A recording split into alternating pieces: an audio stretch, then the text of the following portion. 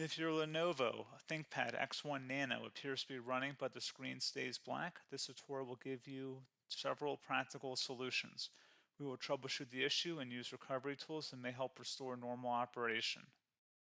A lot of errors pertain to this problem, and we're going to go ahead and jump into what should hopefully be a pretty straightforward process, guys. And we're going to go ahead and jump right into it.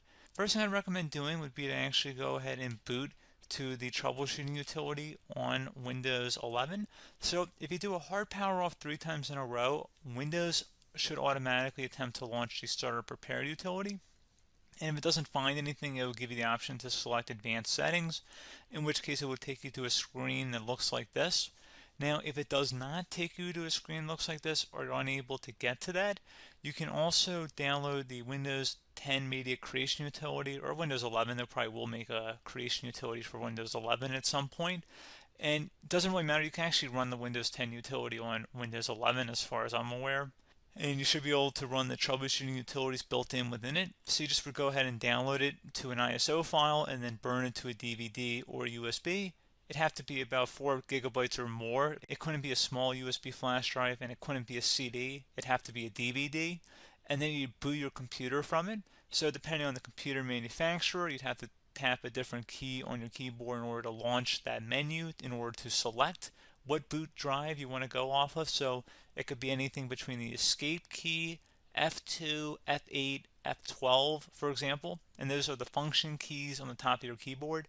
So you may have to just do a little bit of trial and error. Shouldn't take you more than a couple minutes. Googling it would probably be best before you even begin. But anyway, we're ready to go ahead and jump right into it. So we're on the choose an option page. So these will look very similar whether you're booting from it directly within Windows itself, or if you're plugged in a USB flash drive with the media creation utility installed and you selected the recovery option. So when you are setting up your Windows 11 installation or Windows 10, depending on the drive you're using, there should be an option to repair your computer in the bottom left corner of the dialog window, one of the first screens that comes up. You go ahead and select that, and then it would take you to a troubleshooting screen like you see here. And you want to go ahead and select troubleshoot, reset your PC, or see advanced options. And then there are going to be a whole bunch of options in here that we're going to explore in today's video. The first one, we're going to actually go underneath advanced options and then select startup prepare, fix problems that keep Windows from loading. So go ahead and select that first.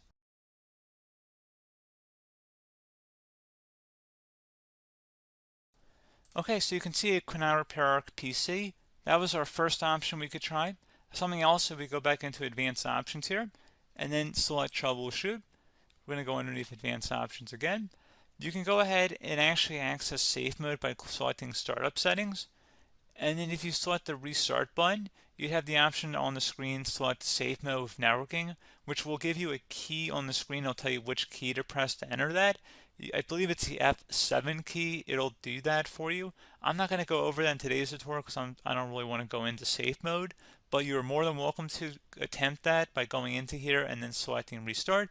Again, it'll launch another screen. It'll say what key do you want to press, and it'll give you like 7 or 8 different options, and you want to select safe mode with networking.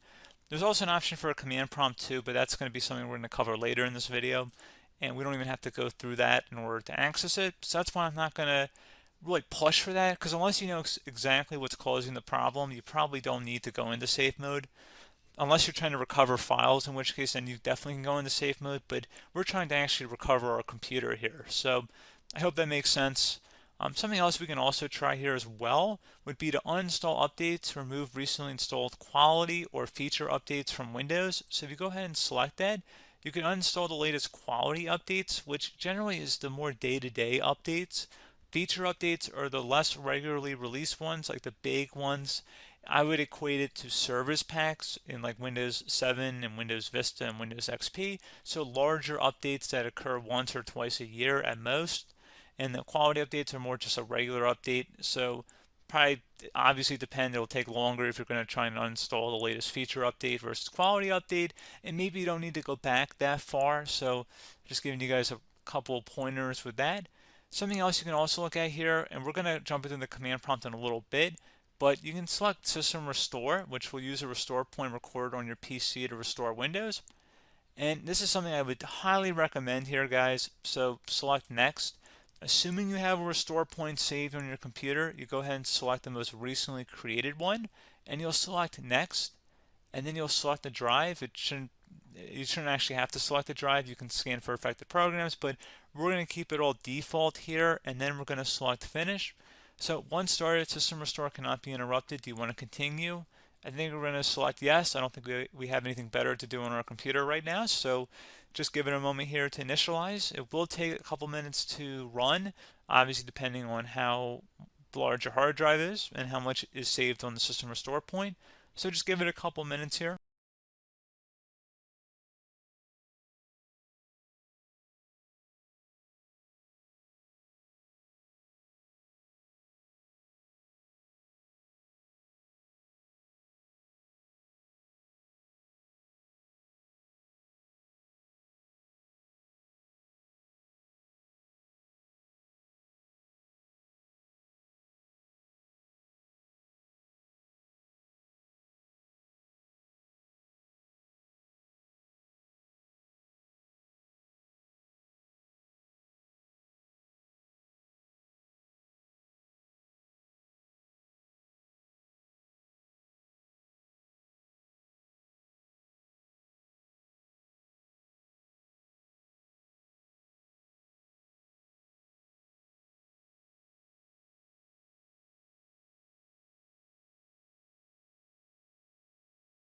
Okay, so you can see the system has been restored successfully.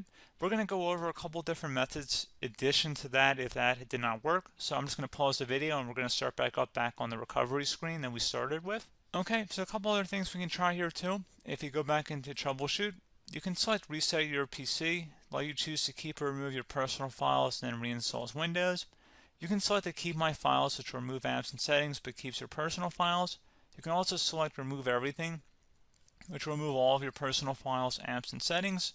So this is more of a factory reset, the second option here. First option, it should not delete all of your personal files. However, it will pretty much clear most of your programs, and keep in mind, there's no guarantee that your information, number one, is even still available and easily recoverable on your computer to the point that you actually would be able to recover anything. And the second point is that there's always a chance that it won't actually recover and it will just do a factory reset anyway. So there's no guarantee that actually would keep your files anyway. So I would recommend trying to get a recovery tool and backing that up first before selecting it anyway. But again, those are a couple different options. And then something else you can try here if you go back to the choose an option. Another option, if you go underneath choose an option and select troubleshoot, advanced options, and now select where it says command prompt. Okay, so the first thing we should do is type our main hard drive here. In most cases, it should be the C drive. So you just do a C colon and then hit enter on your keyboard. So once you're underneath the C drive, we're going to type in dir and then hit enter on your keyboard. It should have program files, users, and Windows all in there. That's how you know you're in the right directory.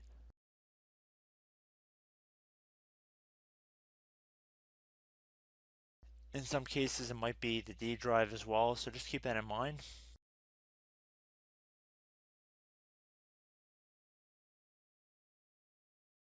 Next thing we're going to do is type in cd space / Windows / system 32 / config,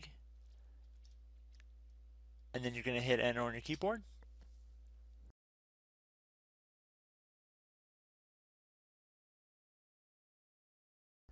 So now you're going to type md space backup. If you've seen other tutorials, it might also say to put down md backup.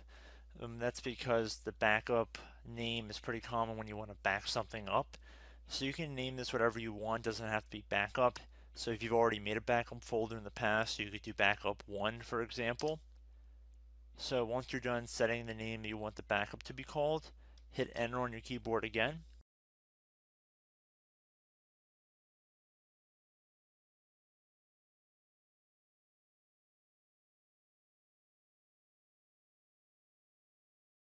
At this point you want to type copy, C-O-P-Y, space, then you want to do the star symbol above the 8 key, then do a period or a dot, whatever you want to call it, then another star sign, and then another space, and then type backup, and then hit enter on your keyboard.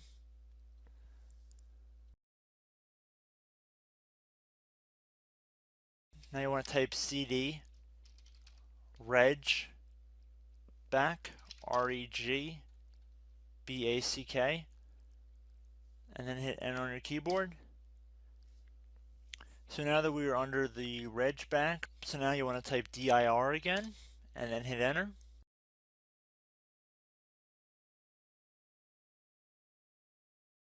So now at this point we're going to type copy again. So copy, space, star sign, dot, another star sign, space, and then 2 dots. So we're going to type copy, space, star sign, dot, sign, star sign, dot, dot, and then hit enter on your keyboard again.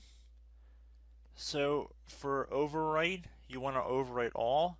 So type A on your keyboard, so capital A, and then hit enter on your keyboard.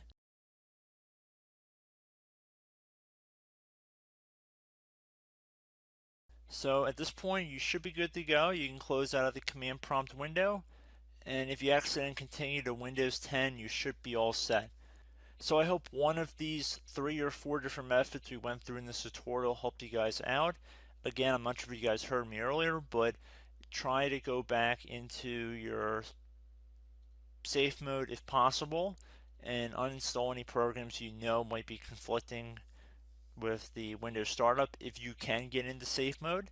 So just keep that in mind. Something very simple like that could be blocking up everything. So again, I hope this tutorial helped you guys out, and I will catch you in the next tutorial. Goodbye.